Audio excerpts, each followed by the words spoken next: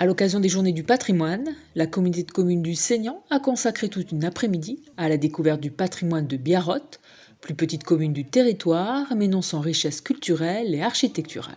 Biarrotte, bien sûr, comme toutes les autres communes du Seignan, ça a énormément de richesses. On a commencé par le lavoir, qui était donc un lavoir privé qui appartenait au château qui se trouve juste derrière nous et qui a été restauré et qui est en cours de restauration. Nettoyé et sauvé de l'oubli, le lavoir s'est donc dévoilé aux participants qui ont pu découvrir la bugade le jour de la grande lessive.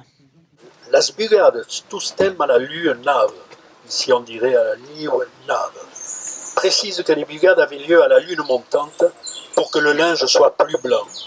Kio, c'était prouvé, pas vraiment scientifiquement, mais est-ce que podés tous thèmes ensayar et casbederas. Mais essayez chez vous et vous m'en donnerez des nouvelles.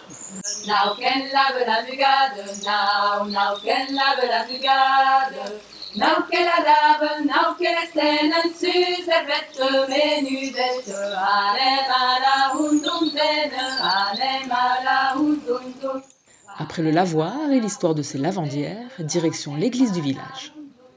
Nous venons aussi de découvrir l'église Saint-Étienne, qui elle a été sauvée aussi également, ce qui est souvent le cas dans nos communes, par une association, les Amis de Biarrotte, qui va fêter d'ailleurs bientôt ses 50 ans.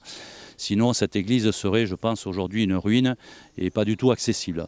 Donc, une église que beaucoup de gens viennent de découvrir aussi, des gens de l'extérieur, et c'est normal, car elle est très accueillante et très diversifiée dans son style, ce qui lui donne tout son charme. Donc merci, je le redis encore une fois, à l'association Les Amis de Biarrotte.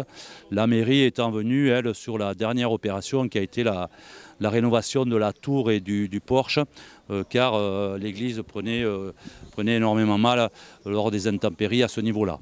Le cortège s'est ensuite rendu dans le parc du château de Lamayou avant de finir la journée au château Camiade et découvrir ainsi une partie de l'histoire de Biarrotte. Beaucoup de vertus à cette initiative de Journée du patrimoine.